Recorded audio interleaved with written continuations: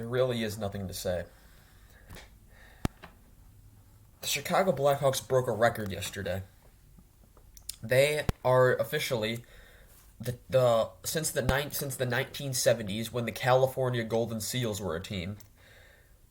They are the team that's been the longest to start a season without even having a lead, and it's still going. Hawks lose 6-3 against Detroit and go to 0-5-1. They were outshot 37-35. They out-hit Detroit 41-23, and they won more faceoffs 29-26. They went 1 for 4 on the power play. Detroit went 1 for 8. Fleury saves 31 out of 37. Novechka, I can't say his name. I'm like Alex Nedeljkovic. There you go. Nedeljkovic saves 32 out of 35 in the win. Carpenter and Gustafson were cleared to play. They had been placed on COVID protocol, but they were cleared to play. Kane, Kara, and Stillman, along with assistant coach Mark Crawford, all could not play or attend there since they all had a protocol. Tyler Bertuzzi is currently the only unvaccinated player in the NHL, so he cannot travel to Canada, so he could not travel to 2 nights ago's game against Montreal with Detroit. So that was a thing that they pointed out. So the NHL is almost completely vaccinated. Good on them. Gaudette, Reese Johnson, Kurashev, and Mitchell were all in. Mitchell on the third pair, Kurashev on the fourth line, Reese Johnson on the fourth line, and Gaudette on the third line. It's getting really dark. Let me just turn on this light. There we go. Let's see. We have there was a scrub between Kubalik and Rasmussen early, but at 18:59, Tyler Johnson gets a penalty for holding the stick, which was an awful call to begin with. And Fleury makes a point-blank save, and then Fleury was challenged early. And then DeHaan turnover to Bertuzzi led to a wide-open Raymond. It should have been icing, but it wasn't called, but it leads to, at 14:19, a Detroit goal for Lucas Raymond, his second of the year from Bertuzzi, who would both have quite large nights, to make it 1-0. Another icing went uncalled at 12:09. Fleury almost turned it over to could have been a 2-0 lead early. Let's put it that way. Sloppy play between both sides. This is one of the sloppiest games I've ever watched. Penalties constantly being taken. People falling over. People running into each other. It was not pretty to watch. And then at 7:25, it was a Chicago goal from Tyler Johnson, his first as a Hawk, from Taves and McCabe. So Taves gets on the board with his first point. And it's a great effort on the one-on-one with the Kaiser, and he just willed the puck into the net. It was phenomenal.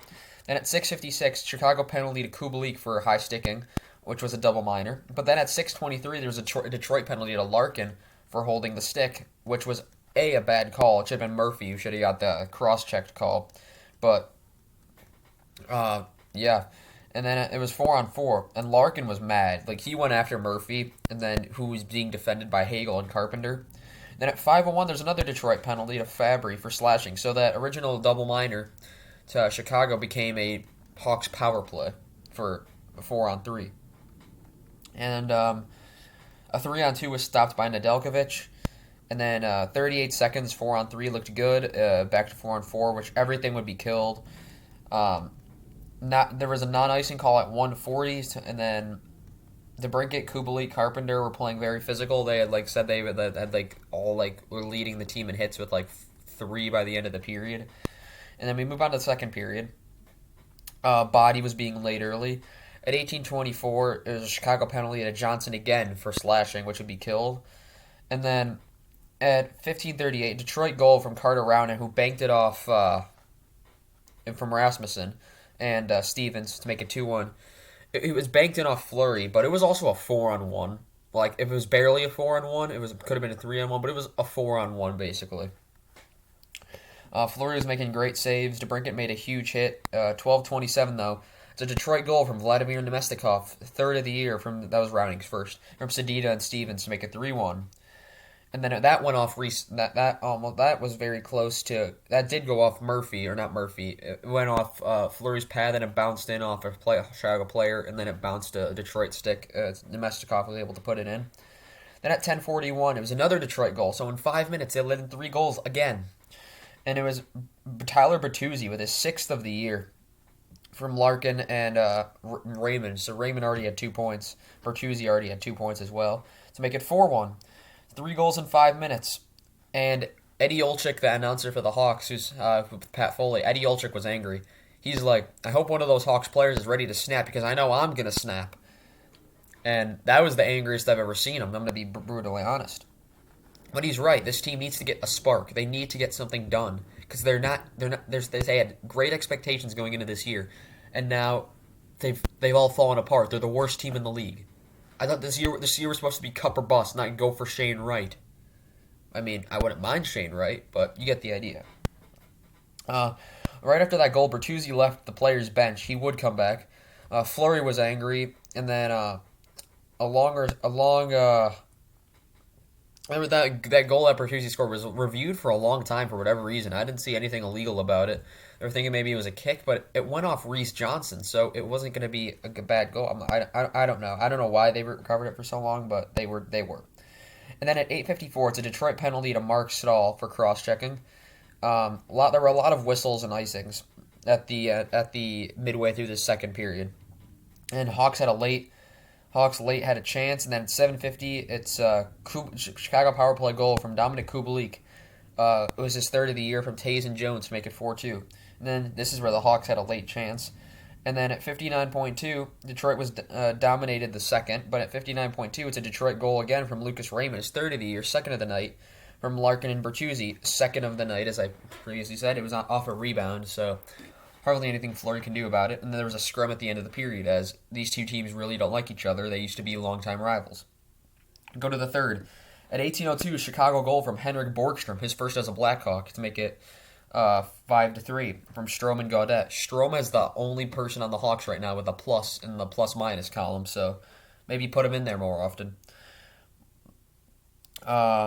Then we got Fleury made a good save, and Fleury was having trouble with the puck. At 17:40, Chicago penalty to McKay for cross-checking, which would be killed. Then a 13:16 Chicago penalty to Murphy for hooking.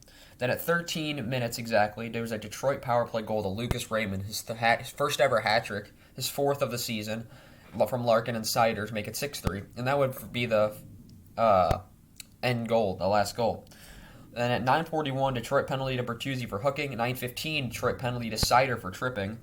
And then Detroit challenged an 8:58 Chicago power play goal from Tays, which looked like a good goal to me. It didn't look like it was goaltender interference or any thing like that, but they called it goaltender interference, and it was no goal, no penalty on the play. And 8:42, Nedeljkovic robs DeBrincat, one of the greatest saves I've ever seen. Nedeljkovic was dominating the net. 7:22, Detroit penalty to Nemestikov for delay of game. Should have been a penalty shot, it wasn't. Then then you had a scrum. The Chicago penalty to Strome for high sticking. It was also a double minor, so 2 double minors in one game for high sticking. And the Hawks were dominating, but it was to no avail, and the Hawks lose 6-3. They play Toronto on Wednesday. I would love to see, the hockey guy already mentioned it in his video, I'd love to see Steve Dangle freak out about this. I'd love to be happy to see the Hawks win, but at this point, I don't think they're going to make the playoffs. Those predictions I had at the start of the year, they're already done. St. Louis, I predicted St. Louis to be down here. I predicted Colorado to be up here, which they will get back up there. Vegas is down here because they got their 2 best players injured. I thought Seattle was going to be a lot better than they already were. San Jose is second in the division right now. Edmonton, you could have seen this coming, but I thought Vegas would be better because I didn't think their 2 best players would get injured. Minnesota's playing as expected. Dallas, Winnipeg I thought would be slightly better, but they've been rebounding. Nashville's playing as I expected. Arizona, same. Montreal I thought would have been a bit better. Ottawa I thought would have been a bit better.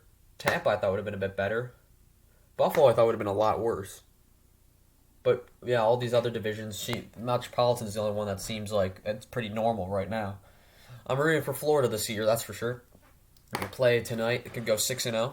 And they're playing Arizona, so they have a very good chance of that.